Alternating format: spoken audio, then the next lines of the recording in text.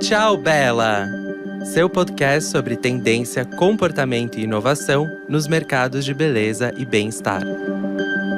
Voltamos depois de breves semanas de férias para falar de catarse, que segundo o dicionário é esse momento de uma poderosa liberação emocional. Esse é um dos episódios mais legais que a gente já preparou, né?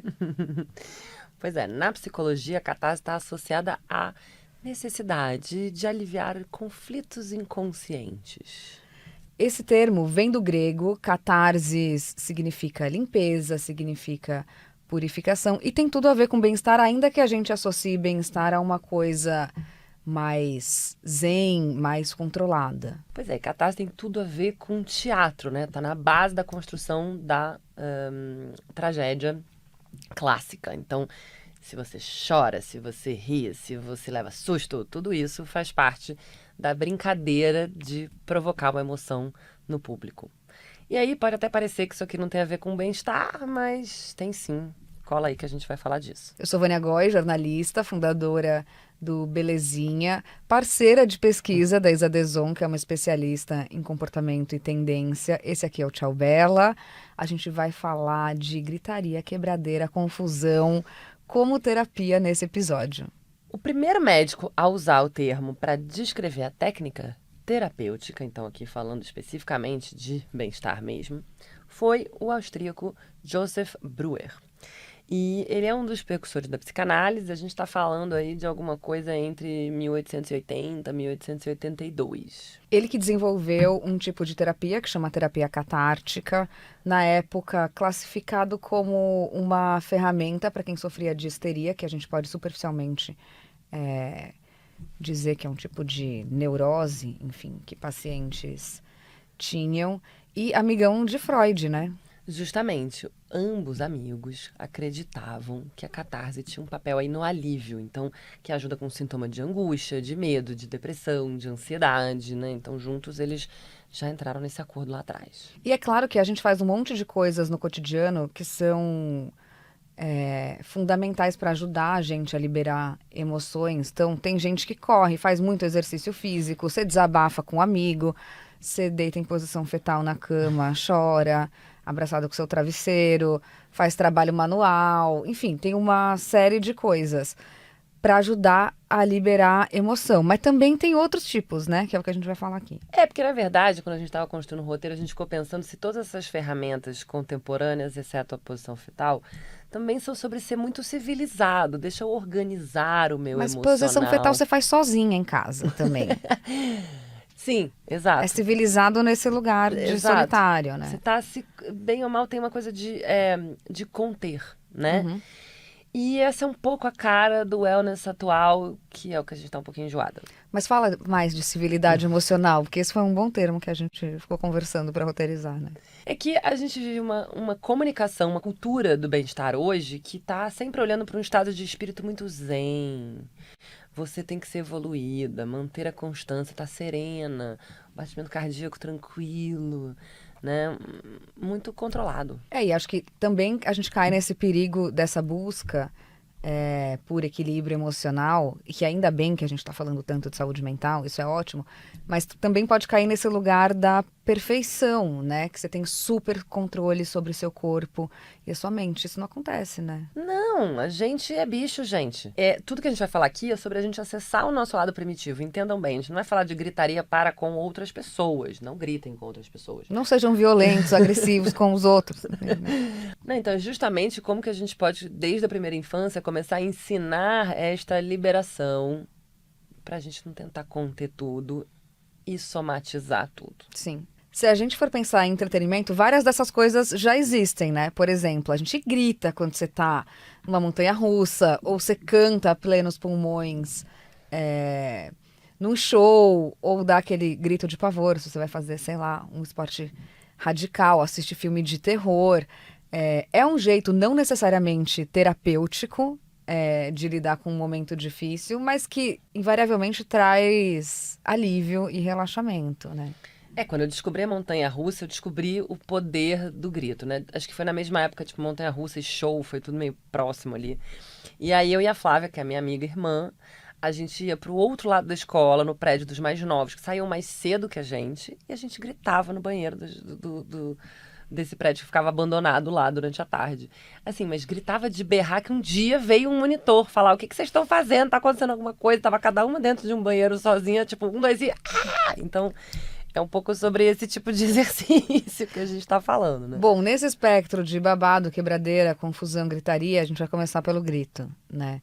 Não faltam estudos e terapias que relacionam o grito a um momento terapêutico, de alívio. A jornalista Lauren Gill escreveu em abril desse ano um artigo na Stylist, britânica, falando o quanto é perigoso para a nossa saúde reprimir ou ignorar emoções dolorosas e perturbadoras, como você já disse, né? E ficar muito imbuído da vergonha, né? Mas esse assunto não é de agora. Em 1970, o livro Primal Scream, então vamos dizer, o grito primal, voltando àquela história do bicho, né? Podemos também no show do Primal Scream cantar muito, né? Exato, total.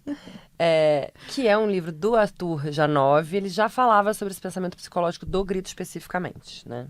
Para ele, gritar é um impulso primordial que leva a gente de volta para o nosso estado de infância, onde a gente pode liberar traumas que estejam sendo reprimidos, que a gente esteja segurando ali. Ele ainda defendia um pouquinho do propósito da raiva, né? A gente trata a raiva e coloca na categoria de sentimentos ruins, mas ele entende isso como um processo que pode ser muito útil, uma ferramenta muito importante para a gente sair da inércia, fazer mudanças. A minha professora de Kundalini, a Jo Mendes, ela fala que a gente se levanta não sei quantas vezes o nosso peso quando a gente está com raiva. Então, que tem também essa utilidade... de cada emoção tem o seu lugar. E raiva ele também classifica como uma importante ferramenta de colocar limites quando você sente que os seus emocionais foram ultrapassados, né? Pois é. E aí ele fala que o grito fornece o alívio do estresse a curto prazo, porque ele inclusive pode desencadear a produção de dopamina, entre outras substâncias. Bom, esse livro desafiou todos os tipos de terapia que eram conhecidas na época, acho que até hoje. Com uma curiosidade, ele tinha 2 pacientes famosos, o John Lennon e a Yoko Ono, que deviam estar o quê? Trancados, cada um num banheiro da escola do lado, que nem Isa Deson gritando. E aí, falando ainda em famosos um pouco mais atuais, o Kanye West, que foi diagnosticado com um transtorno de bipolaridade, também assumiu para o New York Times em 2021 que participou de um tratamento de gritaria que permitiu com que ele liberasse suas emoções reprimidas. Kanye tá polêmico, a gente não quer ficar falando muito dele, mas eu lembro que Kim Kardashian falou quando ele tava super mal no Wyoming, na casa que eles tinham. Ela chamou o Tony Robbins, que é um coach, quem não viu esse documentário, é maravilhoso, e que o Tony Robbins falava pra ele urrar na sala, feito um animal selvagem, quando ele chegou, assim. Mas, enfim, outra história muito boa que a gente compilou aqui é que desde a década de 80, os moradores de Flogsta, não sei se estou falando certo, em Uppsala, que é na Suécia, eles gritam fora da janela toda noite. Umas 10 da noite, todo mundo vai lá e grita junto. Achei isso, vamos legalizar no meu prédio, gente. Eu ia amar, porque um dos Era um pouco panelaço também. Quando a gente fazia panelaço, tinha esse componente catártico na janela, vai. Mas na Kundalini a gente grita. E aí, tipo assim, a pior fase do gritar é você se acostumar que talvez o seu vizinho tenha uma opinião sobre isso e você precisar ignorar essa opinião. Sim. Então, imagina todo mundo fazendo, ia ser muito mais maneiro, porque quem Sim. deixa de fazer por vergonha ia vai se encorajado pelo outro. loucamente. E aí tem 2 teorias de como é que isso começou, né? Um diz que foi feito para aliviar o estresse e a angústia na temporada de exames.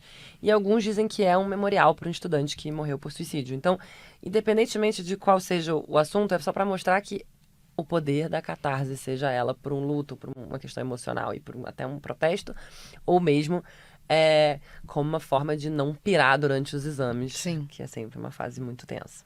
Em 2021, na Islândia, e dá para sacar que talvez esse norte da Europa tenha mais intimidade com terapias catárticas, foram lançados 2 métodos curiosos que envolvem grito.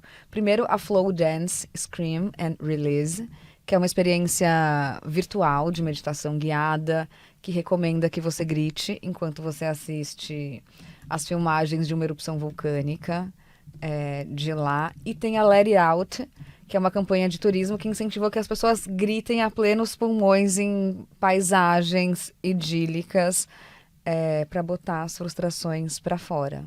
E não acabou por aí. No Reino Unido, em 2022, inaugurou-se o primeiro Screamatorium, o Auditório do Grito, que é um espaço gratuito para visitantes e trabalhadores liberarem tensões reprimidas por meio do grito. E aí ajudar a aliviar o estresse. Bom, vamos sair da gritaria e vamos para a quebradeira, que também tem terapias catárticas rolando nesse sentido. Também adoro, também não joguem móveis ou objetos em outras pessoas. A gente está falando aqui de ambientes controlados. Exatamente. Mas enfim, em Los Angeles tem um espaço que chama Anger Room, ou Sala da Raiva, que são lugares onde você pode quebrar coisas. Então eles têm um equipamento de proteção, você vai lá, EPIs completo, mas com bastões, marretas, canos, entendeu? Muitos itens para você quebrar com vontade. Achei meio Clube da Luta, mas sem filme, sem adversários, violência física. Mas é um pouco da sensação que o Clube da Luta me dava também. Em Vancouver, a gente achou Outraged, né? Que também tem esses objetos para quebrar, mas ele dá aos clientes uns marcadores, assim, aí você pode escrever o seu programa no prato, você pode escrever na televisão que você vai quebrar, e aí você pode destruir.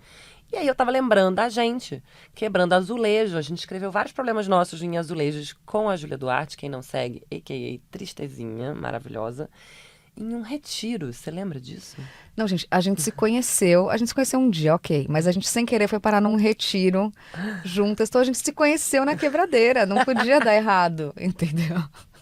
Bom, mas para quem se interessou em sair de casa para quebrar umas coisas, sem destruir patrimônio público, nem ser violento com ninguém, importante, foi inaugurado em 2021 o Rage Room CT, que é aqui, onde esse descarrego de raiva pode inclusive ser temático. Você tá pé da vida com o seu chefe, vai ter uma parte que é meio um escritório, você pode quebrar uns computadores e mesas.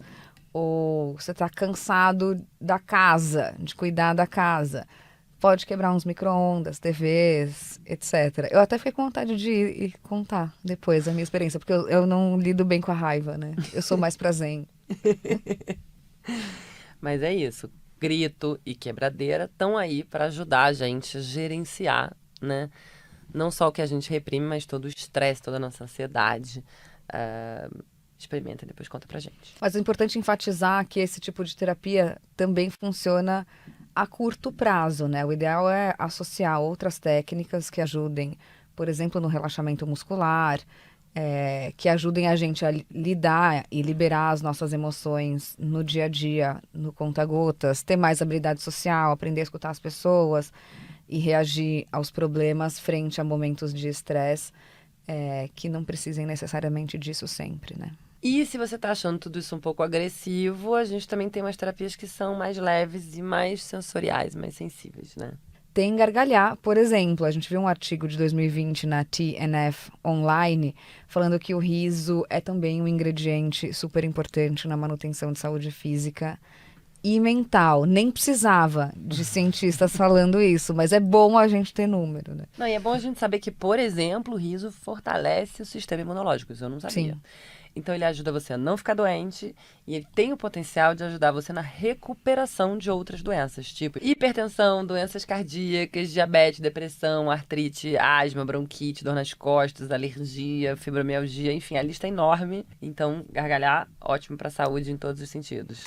Tem até uma yoga do riso. Tem um livro que não tem tradução em português, que é Laughter Yoga, Daily Practices for Health and Happiness, de Maiden Kataria, que é de 2020, novinho. Ele é um guia, enfim, do fundador desse movimento, que mostra que a gente tem que aprender a dar boas risadas para fazer, né, essa manutenção da saúde, mesmo se não tem ninguém falando coisa engraçada do seu lado, né? Exatamente. Então, ele fala muito sobre praticar o que ele chama do riso voluntário, né?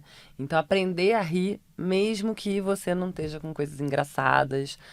E aí, como que você pode tirar os benefícios disso, né? Eu acho que deve ser também muito bom para quem tem um humor um pouco irônico e que justamente vai rir do que não é necessariamente ou imediatamente Exatamente. hilário. Mas as técnicas dele combinam pranayama, que são os exercícios de respiração tradicionais da yoga, com outros exercícios de riso voluntário para juntar corpo e mente. Segundo o livro, 10 minutos de riso intenso equivalem a 30 minutos na máquina de remo. Então, poxa, porque assim, é que rir 10 minutos intensamente também é bastante, né? Mas é muito boa aquela sensação de quando você tá com as suas amigas que todo mundo perde o controle. Gente, Você ri até doer a barriga e aí todo mundo fica relaxado. Eu também quero aprender a fazer isso voluntariamente. Não, é sobre isso. Eu tenho uma amiga que ela tem um problema que ela começa a rir, ela não consegue parar. Ela fica mais de 5 minutos rindo. Então a gente já teve, tipo, aeromoça pedindo pra gente parar, restaurante, as pessoas... É uma coisa muito complexa. Então, de fato, rir 10 minutos é tenso. Mas... Mas você tá lá na sua casa, de boa, fazendo sua terapia, entendeu? Eu prefiro do que fazer máquina de remo, então cada um com seu rolê. E se você se interessou, tem um site chamado Laughter Network, que oferece uma lista de profissionais que trabalham com riso terapêutico através de comédia, de piada, de humor, de uma série de coisas. Indo pro lado oposto, tem também terapia de choro. Isso tem nome no Japão. Em 2013, um professor, o Hidemi Fuki Yoshida, criou o Huikatsu, que é como essa técnica é chamada, que significa em busca de lágrimas, e tem o intuito de oferecer também um lugar meio de fuga, um escape que permitisse com que os seus estudantes conseguissem liberar a emoção, né? Gente, ele já fez mais de 50 mil japoneses chorarem, então deve funcionar essa história.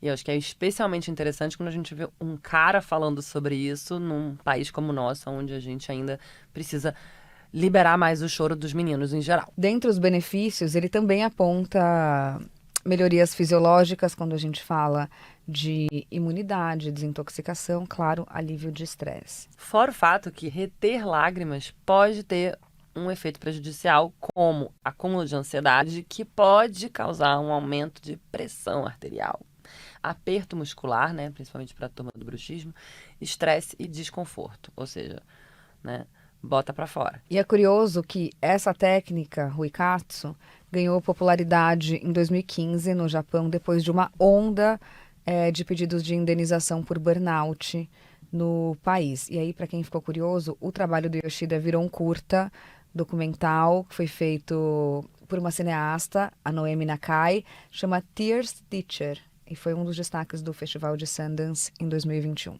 E eu tô vendo uma série que chama Shrinking, muito boa, onde o Harrison Ford, são vários psicólogos, mas o Harrison Ford ensina uma menina que tá passando por um luto pesadíssimo a chorar uma música por dia. Numa fase onde ela não conseguia, ela estava mais de um ano em luto, não aguentava mais ficar chorando o tempo inteiro. Ele falava, então você vai pegar a música mais triste que você tem. E você vai sentar essa música inteira, você vai chorar a música inteira. Quando a música acabou, acabou. Você levanta e vai embora. Então, tem vários métodos aí pra gente olhar em como que a gente pode organizar um pouco e botar um tempinho na agenda pra chorar. Não, dá pra combinar, né, métodos. Também. O Dr. Simmons Wheeler, ele vai além e ele faz uma terapia catártica do grito com o choro. Que também acontece comigo bastante. Dá uma Balenciaga, né? Tipo, você tá tão triste que aí você se sente ridícula. E aí você começa a rir de você mesma. Enfim, mas deve ser bom ter um método pra isso, né? E chorar também pode ser chorar de felicidade, né? A gente leu uma matéria muito interessante na choosingtherapy.com, que é Chorando Feliz, o que significam lágrimas de felicidade, que fala que aí também tem um viés benéfico, né? Gente, você chorar e aí tanto faz o motivo, além de tudo, libera oxitocina e endorfina, né? Libera hormônios essenciais pra gente melhorar o humor. E acho que quando a gente fala de melhora de humor, a gente não pode deixar uma trendíssima de fora, que são as terapias orgásticas, as massagens orgásticas, que também tem a ver com fazer você chegar numa emoção no limite, né? E que às vezes tem a ver com questões sexuais e muitas vezes não. Na verdade, o que ele consegue é liberar a energia de traumas que estão guardados no inconsciente. Então, só para entender que por ser uma terapia sexual não significa que ela só fale de questões ligadas ao sexual. A gente já leu, você deve ter ouvido, enfim, relatos do quanto terapias orgásticas foram um divisor de águas para mulheres quando o assunto é sexo, mas a Mari Stockler, que é fundadora do Prazerella, talvez o método mais famoso no Brasil, fala muito sobre libido aplicada à vida e como libido tem a ver com energia vital, libido tem a ver com você se sentir mais criativa, mais disposta a se comunicar melhor. Então, enfim, esse também é uma terapia cujos benefícios não se aplicam apenas a sexo, né? Tem o Prazerella, tá? A Mari tem um companheiro que faz um trabalho parecido olhando para o masculino, mas acaba que o público majoritário desse assunto, pelo menos das nossas pesquisas, são mulheres, né? E o que a gente está vendo aí são desdobramentos de outras técnicas, e aí tem técnicas ancestrais, tântricas, tem técnicas mais atuais, e tem também aparelhos e devices que estão nascendo para ajudar isso. Fala dos gadgets. O Cliovana usa a tecnologia de ondas sonoras para aprimorar os orgasmos a nível celular.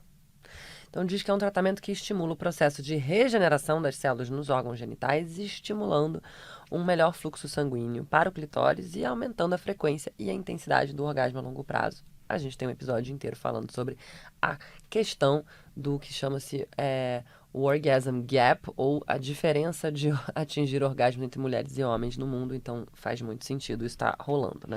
E faz muito sentido a gente falar de mulher aqui, especialmente quando a gente pensa em economia do cuidado, um termo que ficou super em alta nos últimos anos, porque a pressão de tarefa cotidiana, a carreira, ser mãe, como conciliar turnos de trabalho, essa mente de antecipação, de planejamento, cai muito sobre as mulheres, né? Porque a gente está falando de muito trabalho não remunerado. Então, cuidar da casa, cuidar dos filhos, dos sobrinhos, dos pais, dos avós, eventualmente dos maridos ou das companheiras, enfim. Então, tem aí uma questão ainda muito fundamental, né? Imagina quanto de sentimento e emoção reprimida, de cansaço, tristeza e raiva que muitas de nós não carregamos por aí. E porque, tradicionalmente, uma boa mulher, uma boa moça, é uma mulher que consegue reprimir, né, as suas emoções, que tem tudo sob controle, que não parece histérica, que não aumenta o tom de voz, que nunca é indelicada, né? Porque tudo isso pode ser considerado drama excessivo, mimimi, frescura, né? A Miriam Yates, inclusive, que é uma psicóloga e pesquisadora do Instituto de Pesquisa em Ciências Sociais da Universidade de Queensland, na Austrália, ela diz que isso vem desse lugar que a gente espera que o papel da mulher seja sempre gentil, acolhedor, cooperativo. Então, não pode ter raiva, não pode ter sentimentos que a gente considera negativos. E aí, a gente fica caindo sempre naquela tentativa de encaixar. E acho interessante a gente olhar como tem vários produtos culturais que têm retratado essas mulheres perdendo o controle. Esse ano, Beef bombou na Netflix. A gente teve Pearl em 2022, no ano passado, que a Mia Goth, que é meio ressentida com a vida contemporânea, parte para uma onda de assassinatos. Tem a Carey Mulligan em Bela Vingança, que também vai se vingar de homens porque a melhor amiga sofreu assédio, né? Vai anotando aí exatamente o que... Se tem outros, porque devem ter outros vários que a gente não achou. E a gente se diverte, porque ninguém aqui está incentivando violência, mas dar ré num homem que você tá com raiva deve ser ótimo. E a gente anotou aqui também uma aspa da escritora Patrícia Manahang, que ela escreveu em maio desse ano, na feelstarlife.com, que a gente adorou. Ela diz assim: em um mundo onde me dizem para me acalmar, onde as minhas lágrimas e o volume da minha voz têm precedência sobre o que estou dizendo, a raiva feminina na mídia parece terapêutica. Pra gente, acho que é muito válido que a gente olhe como a gente consegue descarregar as emoções, né? Aí você vê o que faz seu tipo. Se você quer gritar muito, rir muito, chorar de alegria, gozar, enfim. É o que eu sempre digo, né, gente? Viver é um trauma. A gente nasce berrando um trauma muito louco, saindo da nossa jacuzzi, né? E tudo que acontece depois é uma sucessão de traumas e alívio, trauma e alívio. Então, eu acho que é intrínseco a gente sentir essas dores, a gente sentir angústia, a gente sofrer. E a gente precisa entrar em contato com esse lado primal, animal que a gente falou, porque, cara, não tem nada mais bicho do que uma pessoa parindo, um casal transando, uma pessoa de luto, é realmente muito profundo, muito catártico, muito interno. Então, não vamos mais suprimir aquilo que é normal da nossa natureza. E lembrar que esse caminho de bem-estar nem sempre é zen, calmo, minimal, hipercontrolado, né? Mas que somos todos muito vulneráveis é um fato. Bom, gravamos esse episódio nos estúdios do Iguatemi, aqui em São Paulo, hoje vestindo Lili Sarti. A pesquisa para os episódios é da Larissa Nara e do Felipe Stoffa. O roteiro é da Katrina Carta Kovarik. A trilha é assinada pelo Alex Batista. A carinha de cada episódio é desenhada pela Núbia Lima. A produção é da Agência Arara e da Space House, que organizam tudo isso que vocês ouvem e escutam. Então, até quinta-feira que vem, estamos de volta. Até e ative as notificações. Tchau, Bela!